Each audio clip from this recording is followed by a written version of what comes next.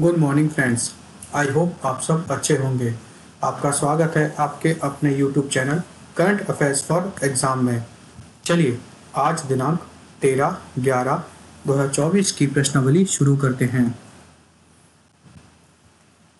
गणोत्सक्ति शक्ति अभ्यास भारत और निम्नलिखित में से किस देश के बीच एक संयुक्त सैन्य अभ्यास है? Cambodia, Laos, Indonesia, Vietnam. इसका सही जवाब है इंडोनेशिया। गरुड़ शक्ति अभ्यास भारत और इंडोनेशिया के बीच एक संयुक्त सैन्य अभ्यास है। गरुड़ शक्ति का उद्देश्य दोनों देशों को सशस्त्र सेनाओं और सैन्य सहयोग को मजबूत करना है। 2024 का अभ्यास 1 से 12 नवंबर तक चलेगा। भारत इंडोनेशिया संयुक्त विशेष बल अभ्यास गरुड़ शक्ति 24 का 9वां संस्करण जकार्ता के सिंगतुम में आयोजित किया गया। चलिए अगले प्रश्न पर आते हैं। हाल ही में निम्नलिखित में से किस देश ने पीएम मोदी को अपना सर्वोच्च राष्ट्रीय सम्मान प्रदान किया है? Chile, Peru, Argentina, Dominica.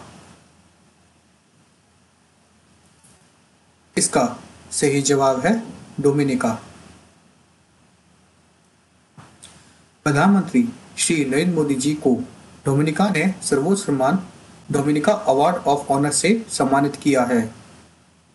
Dominica ने प्रधानमंत्री नरेंद्र मोदी जी को कोविड-19 महामारी के दौरान उनके सहयोग और भारत डोमिनिका संबंधों को मजबूत करने के प्रयासों के लिए अपने सर्वोच्च सम्मान से सम्मानित किया है। प्रधानमंत्री श्री नरेंद्र मोदी जी को गुयाना और बारबाडोस द्वारा भी सम्मानित किया जाएगा, जिससे उनके अंतर्राष्ट्रीय पुरस्कारों की संख्या 19 हो जाएगी। गुयाना उन्हें अपना सर्वोच्च राष्ट्रीय पुरस्कार द ऑर्डर ऑफ एक्सीलेंस प्रदान करेगा, जबकि बारबाडोस उन्हें बारबाडोस का मानद ऑर्डर ऑफ फ्रीडम प्रदान करेगा। फरवरी 2021 में भारत ने डोमिनिका को एस्ट्राजेनेका कोविड-19 वैक्सीन की 70,000 खुराकें भेजी थी। चलिए अगले प्रश्न पर आते हैं। विश्व दयालुता दिवस हर वर्ष कब मनाया जाता है? 13 नवंबर, 14 नवंबर, 15 नवंबर, 16 नवंबर। इसका सही जवाब है 13 नवंबर। विश्व दयालुता दिवस हर साल 13 नवंबर को मनाया जाता है। यह विश्व दयालुता दिवस आंदोलन का हिस्सा है, जिसे 1998 में स्थापित किया गया था। यह दिन भारत, कनाडा और ऑस्ट्रेलिया सहित कई देशों में मनाया जाता है। विश्व दयालुता दिवस 2024 का थीम है काइंडनेस अ ग्लोबल मूवमेंट। इस दिन की शुरुआत 1998 में विश्व दयालुता आंदोलन द्वारा की गई थी, जिसका उद्देश्य विश्व स्तर पर दयालुता पर केंद्रित गैर सरकारी संगठनों को एकजुट करना था। चलिए अगले प्रश्न पर आते हैं। सराय काले खां चौक का नाम बदलकर क्या रखा गया है? भगवान बिरसा मुंडा चौक, जवाहरलाल चौक, इंदिरा गांधी चौक, वाजपेयी चौक। इसका सही जवाब है भगवान बिरसा मुंडा चौक। केंद्रीय गृह मंत्री श्री अमित शाह ने आदिवासी स्वतंत्रता सेनानी को उनकी 150वीं जयंती पर सम्मानित करने के लिए सराय काले खां चौक का नाम बदलकर भगवान बिरसा मुंडा चौक कर दिया है। बिरसा मुंडा, जिन्हें धरती आबा के नाम से भी जाना जाता है, ने ब्रिटिश औपनिवेशिकों ताकतों के खिलाफ अल गुलान विद्रोह का नेतृत्व किया था। उनकी जयंती 15 नवंबर को 2021 में जनजातीय गौरव दिवस घोषित कर दिया था। चलिए अगले प्रश्न पर आते हैं। अमेजन ने फ्यूचर इंजीनियर मेकर स्पेस को निम्नलिखित में से किस स्थान पर लॉन्च किया है? हैदराबाद, बेंगलुरु, चेन्नई, मुंबई। इसका सही जवाब है बेंगलुरु। अमेजन ने बेंगलुरु में future engineer maker space launch किया है। उपरोक्त पहल का लक्ष्य 2025 तक 4000 से अधिक छात्रों को शामिल करना है। यह कक्षा 5 से 12 तक वंचित छात्रों पर केंद्रित है। इसका लक्ष्य उन्हें आवश्यक तकनीकी कौशल प्रदान करना है। चलिए अगले प्रश्न पर आते हैं। निम्नलिखित में से किसने दिल्ली में प्रथम बोडोलैंड महोत्सव का उद्घाटन किया? Shri Narendra Modi, Shri Amit Shah, Shri Rajnath Singh, doctor S Jaishankar. इसका सही जवाब है श्री नरेंद्र मोदी। प्रधानमंत्री श्री नरेंद्र मोदी जी ने दिल्ली में पहले बोडोलैंड महोत्सव का उद्घाटन किया। बोडोलैंड महोत्सव भाषा, साहित्य और संस्कृति पर आधारित 2 दिवसीय मेगा कार्यक्रम है, जिसका उद्देश्य शांति बनाए रखना और जीवंत बोडो समाज का निर्माण करना है। बोडो लोगों को असम के ब्रह्मपुत्र घाटी के सबसे पहला बसेरा माना जाता है। बोडो असम की सबसे बड़ी अनुसूचित जनजाति है। चलिए अगले प्रश्न पर आते हैं। भारत ने उन्नत पेंटिड वायु रक्षा प्रणालियों के लिए निम्नलिखित में से किस देश के साथ समझौते पर हस्ताक्षर किए हैं? अमेरिका, फ्रांस, जर्मनी, रूस। इसका सही जवाब है रूस। भारत ने उन्नत पेंटासिर वायु रक्षा प्रणाली के लिए रूस के साथ समझौते पर हस्ताक्षर किए हैं।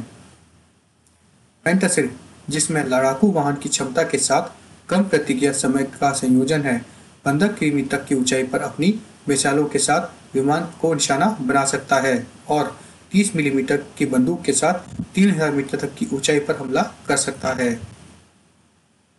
चलिए अगले प्रश्न पर आते हैं।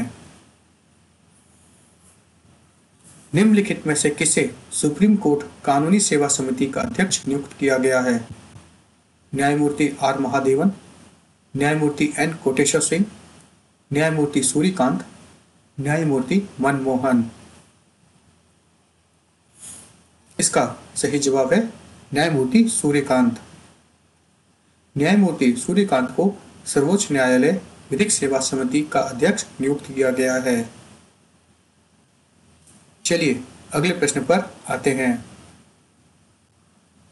16वां इंडिया गेम डेवलपर सम्मेलन अर्थात इंडिया गेम डेवलपर कॉन्फ्रेंस हाल ही में निम्नलिखित में से किस स्थान पर आयोजित किया गया? बेंगलुरु, हैदराबाद, चेन्नई, अमरावती। इसका सही जवाब है हैदराबाद। 16वां इंडिया गेम डेवलपर कॉन्फ्रेंस हाल ही में हैदराबाद में आयोजित किया गया। IGDC भारत का सबसे बड़ा और सबसे पुराना गेम डेवलपर सम्मेलन है।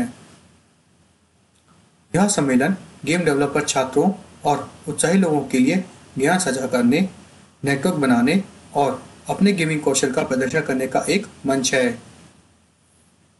चलिए अगले प्रश्न पर आते हैं।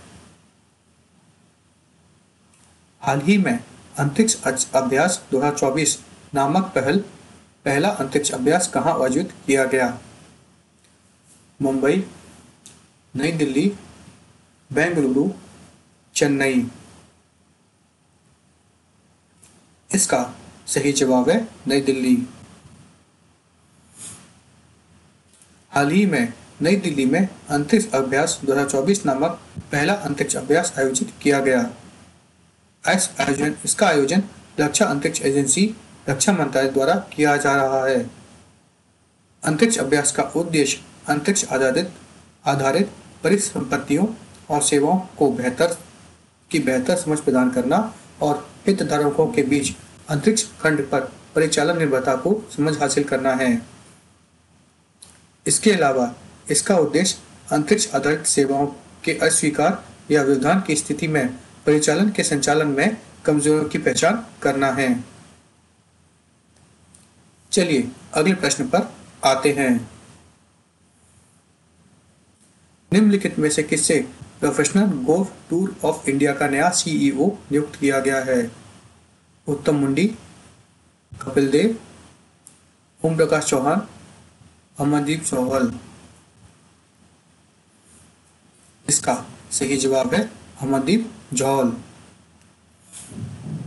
अमनदीप जौहल को professional golf tour of India का नया सीईओ नियुक्त किया गया है। चलिए अगले प्रश्न पर आते हैं। निम्नलिखित में से किसे 2024 भारतीय खेल सम्मान में कोच ऑफ द ईयर पुरस्कार से सम्मानित किया गया है? प्रिया पीवी, दीपाली देशपांडे, सुमा शिरूर, शिव माजने। इसका सही जवाब है सुमा शिरूर। सुमा शिरूर को 2024 भारतीय खेल सम्मान में कोच ऑफ द ईयर महिला पुरस्कार से सम्मानित किया गया है। सुमा शिरूर को भारतीय निशानेबाज के प्रति उनके नेतृत्व और समर्पण के लिए कोच ऑफ द ईयर पुरस्कार से सम्मानित किया गया है। फ्रेंड्स, आज का सेशन यही समाप्त होता है। आपको हमारा सेशन कैसा लगा कमेंट करके बताइएगा तथा लाइक एवं सब्सक्राइब अवश्य कीजिएगा। धन्यवाद।